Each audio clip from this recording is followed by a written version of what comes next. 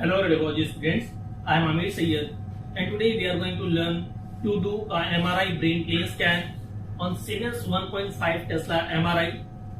तो आज हम देखेंगे कि ब्रेन एमआरआई के लिए कितने सीक्वेंस लेने होते हैं और कौन कौन से सीक्वेंस लेने होते हैं, उन सीक्वेंस को किस तरह से प्लान किया जाता है, हर सीक्वेंस का डिस्टेंस फैक्टर और स्लाइस थिकनेस किस तरह से सेट किया जाता है, ओवरऑल प्लानिंग और स्कैन किस तरह से होता है, ये आज सारा कुछ आज हम इस वीडियो में देखेंगे। तो चलिए स्टार्ट करते हैं। सबसे पहले आपको पेशेंट में आना है और यहाँ पे रजिस्टर पे क्लिक करना है और पेशेंट का डिटेल यहाँ पे आपको फिल करना है।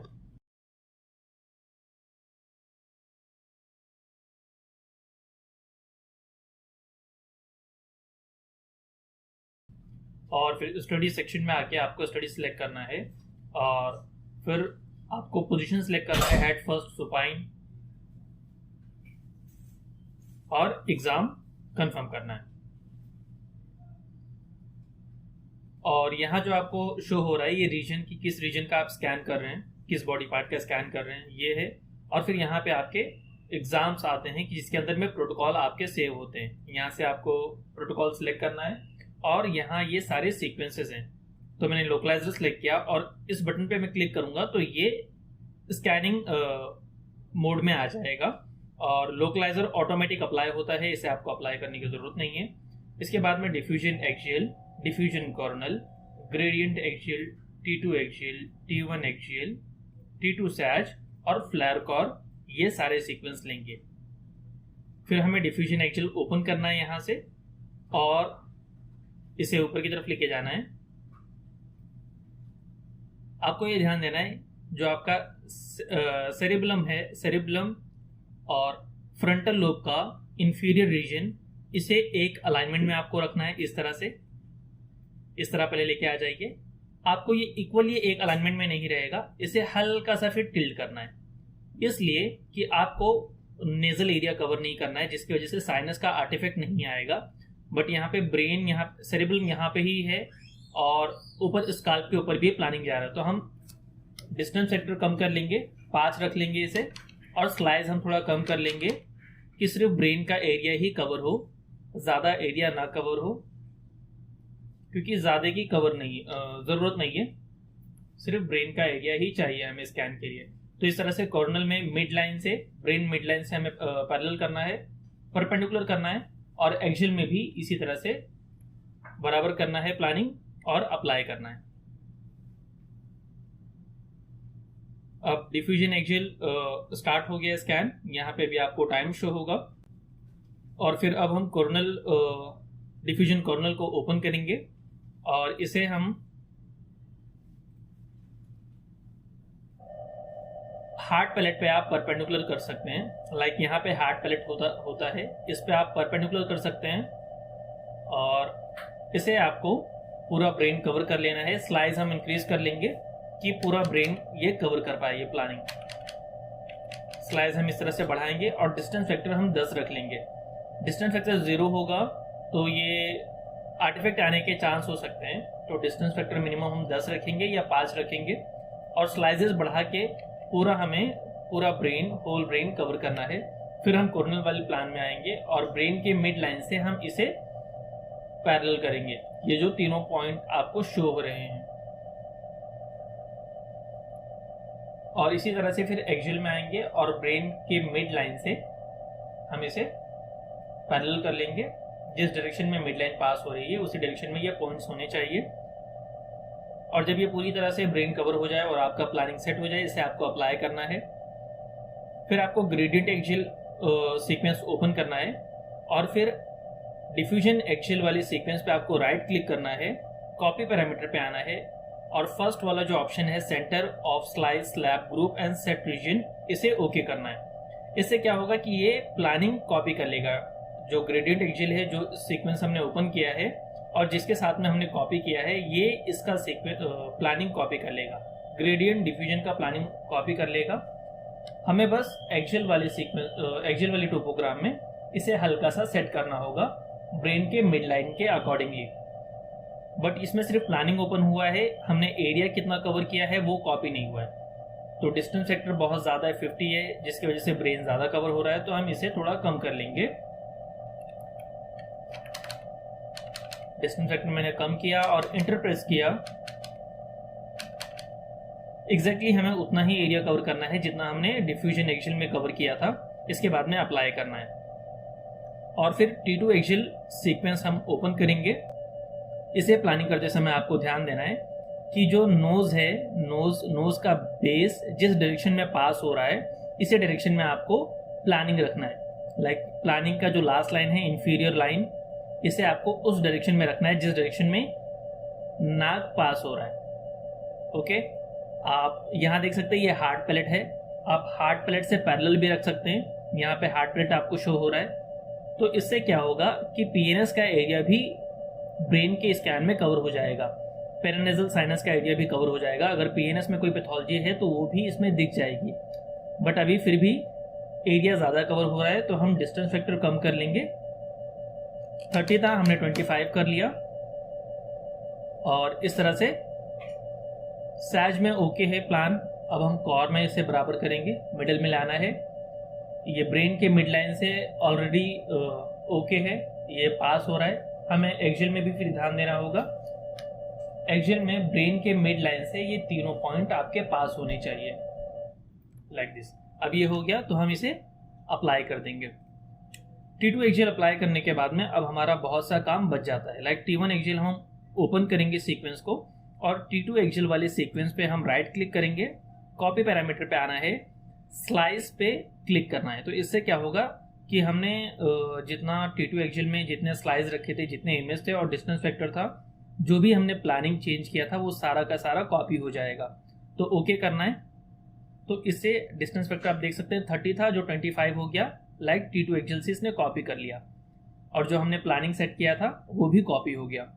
अप्लाई करना है और T2 एक्सियल आने के बाद में T2 सैज और फ्लेयर कॉर को हम अप्लाई करेंगे। हम अभी भी अप्लाई कर सकते हैं बट T2 एक्सियल आने के बाद में हम अप्लाई करेंगे। उस इमेज को देखने के बाद उस इमेज के अकॉर्डिंगली तो परफेक्ट इमेजेस हमें मिलेंगे, प्लान हमारा परफेक्टली होगा। डिफ्यूजन एक्सियल और डिफ्यूजन कॉर्नल सीक्वेंस आ चुका है तो हम इसे चेक कर लेंगे ये स्कैन बराबर आया है या नहीं।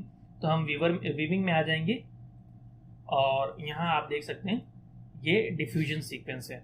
आप स्क्रॉल करके इसे देख सकते हैं, ये डिफ्यूजन सीक्वेंस है। ये राइट क्लिक करना है, सिलेक्ट सीरीज करके हम ब्राइटनेस थोड़ा एडजस्ट करेंगे, सराउंडिंग का एरिया हम ब्लैक कर देंगे तो ब्रेन पे ज़्यादा फोकस रहेगा। और अगर यहाँ पे कोई भी पैथोलॉजी होगी लाइक इन्फार्क्ट, ब्लीड या ग्लायोसिस होगा तो वो इसमें परफेक्टली शो होगा, लाइक दिस। हम देख सकते हैं ये डिफ्यूजन एक्सियल है और ये एडीसी सीक्वेंस है, जो कि डिफ्यूजन के एक ही सीक्वेंस में दो इमेजेस मिलते हैं। हमें एक डिफ्यूजन मिलता है और एक एडीसी इमेजेस मिलते हैं। इसे एडीसी इमेज कहते हैं, जो हम अभी स्क्रॉल करके चेक कर रहे हैं। और ये है कॉर्नल इमेज, डिफ्यूजन कॉर्नल। इसे भी हम स्क्रॉल करके देख सकते हैं। ये स्कैन हमारा अच्छे से आ चुका है। अगर आपका प्लानिंग बराबर रहेगा, परफेक्ट रहेगा, तो आप ब्रेन के साथ में स्पाइनल कॉर्ड भी देख सकते हैं इस तरह से। तो आपको प्लानिंग अच्छे से रखना है, प्लानिंग आपका परफेक्ट हो, इस बात का ध्यान रखना है।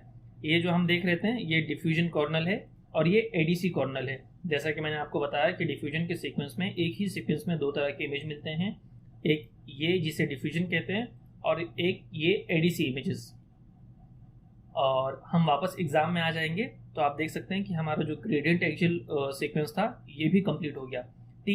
ट्रा मीन्स एक्सियल। ओके, तो वीविंग में आके हम नेक्स्ट जाएंगे, पेज चेंज करेंगे तो हमें ग्रेडियंट इमेज भी मिल जाएगा। आप देख सकते हैं अगर इसमें कुछ पैथोलॉजी होगी तो हमें दिख सकती है। इस तरह से स्क्रॉल करके हम पूरा इमेज चेक कर लेंगे कि पेशेंट मूव तो नहीं हुआ है, किसी तरह का आर्टिफैक्ट नहीं आया है। इस बात का आपको ध्यान रखना है। इसीलिए हर सीक्वेंस के बाद में आपको इमेजेस ओपन करके, सीक्वेंस ओपन करके देखना ज़रूरी है। अगर पेशेंट मूवमेंट कर रहा है तो आप पेशेंट को एक्सप्लेन कर सकते हैं कि मूवमेंट नहीं करना है, या पेशेंट अगर डर रहा है तो उसे आप एक्सप्लेन कर सकते हैं। इमेज में आर्टिफैक्ट आ रहा है तो आप उस तरह से प्रिपरेशन कर सकते हैं। इसलिए आपको हर इमेज ओपन करके देखना ज़रूरी है।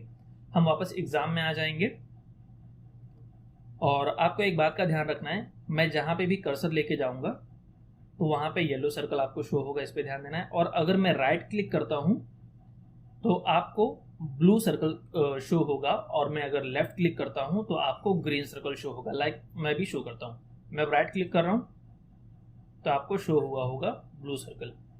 अब मैं लेफ्ट क्लिक करूंगा तो ग्रीन सर्कल आपको शो होगा।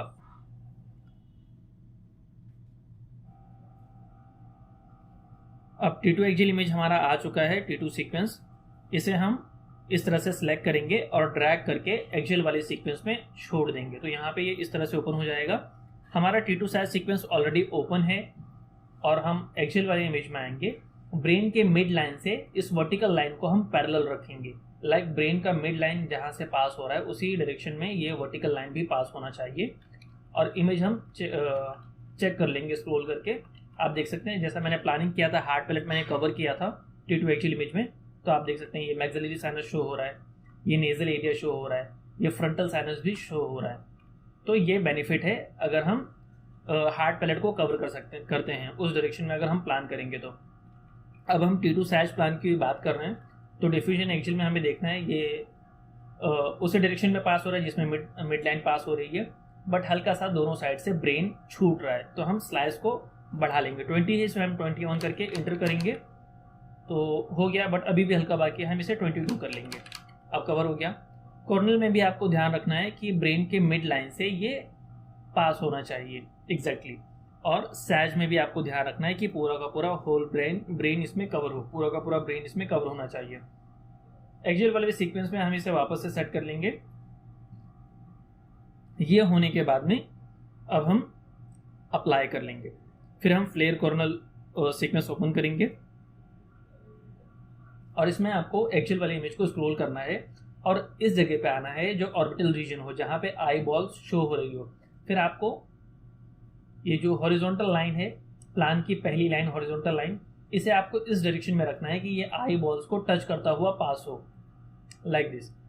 आप इसे थोड़ा सा रोटेट कर लें। आप देख सकते हैं ये अब दोनों आई बॉल्स को टच करता हुआ पास हो रहा है।